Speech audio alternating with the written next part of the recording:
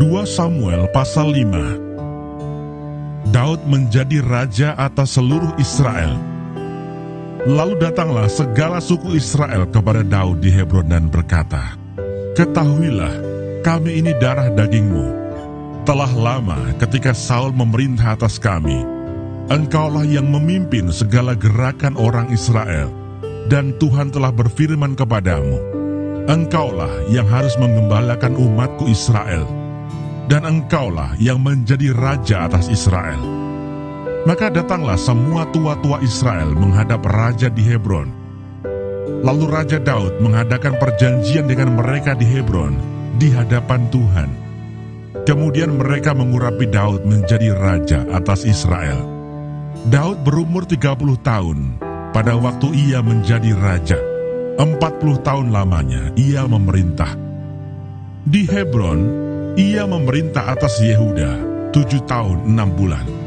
Dan di Yerusalem, ia memerintah 33 tahun atas seluruh Israel dan Yehuda. Daud merebut Yerusalem dan menetap di sana. Lalu raja dengan orang-orangnya pergi ke Yerusalem, menyerang orang Yebus, penduduk negeri itu. Mereka itu berkata kepada Daud, "Engkau tidak sanggup masuk kemari. Orang-orang buta dan orang-orang timpang akan mengenyahkan engkau." Maksud mereka, Daud tidak sanggup masuk kemari. Tetapi Daud merebut kubu pertahanan Sion, yaitu kota Daud. Daud telah berkata pada waktu itu, "Siapa yang hendak memukul kalah orang Yebus, haruslah ia masuk melalui saluran air itu." Hati Daud benci kepada orang-orang timpang dan orang-orang buta. Sebab itu orang berkata, orang-orang buta dan orang-orang timpang tidak boleh masuk bait. Dan Daud menetap di kubu pertahanan itu dan menamainya kota Daud. Ia memperkuatnya sekelilingnya, mulai dari Milo ke bagian dalam. Lalu makin lama makin besarlah kuasa Daud, sebab Tuhan Allah semesta alam menyertainya. Istana dan rumah tangga Daud. Hiram, raja negeri Tirus, mengirim utusan kepada Daud dan kayu aras, tukang-tukang kayu dan tukang-tukang batu. Mereka mendirikan istana bagi Daud. Lalu tahulah Daud bahwa Tuhan telah menegakkan dia sebagai raja atas Israel dan telah mengangkat martabat pemerintahannya oleh karena Israel umatnya. Daud mengambil lagi beberapa gundik dan istri dari Yerusalem setelah ia datang dari Hebron, dan bagi Daud masih lahir lagi anak-anak lelaki dan perempuan. Inilah nama anak-anak yang lahir bagi dia di Yerusalem: Samua, Sobab, Natan, Salomo, Yibar, Elisua, Nefek, Yafia, Elisama, Eliada, dan Elifelet. Daud memukul kalah orang Filistin.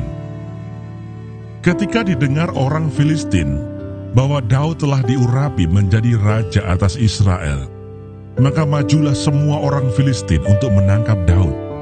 Tetapi Daud mendengar hal itu, lalu ia pergi ke kubu pertahanan.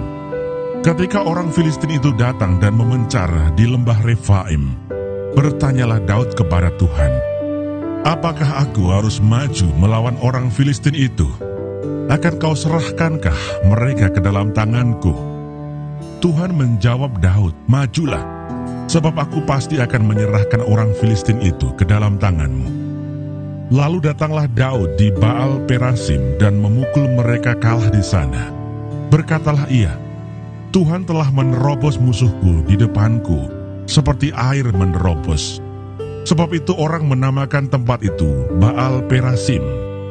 Orang Filistin itu meninggalkan berhalanya di sana, lalu Daud dan orang-orangnya mengangkatnya. Ketika orang Filistin maju sekali lagi dan memencar di lembah Refaim, maka bertanyalah Daud kepada Tuhan dan ia menjawab, "Janganlah maju, tetapi buatlah gerakan lingkaran sampai ke belakang mereka, sehingga engkau dapat menyerang mereka dari jurusan pohon-pohon kertau. Dan bila engkau mendengar bunyi derap langkah di puncak pohon-pohon kertau itu, maka haruslah engkau bertindak cepat, sebab pada waktu itu Tuhan telah keluar berperang di depanmu untuk memukul kalah tentara orang Filistin. Dan Daud berbuat demikian, seperti yang diperintahkan Tuhan kepadanya. Maka ia memukul kalah orang Filistin, mulai dari Geba sampai dekat Geser.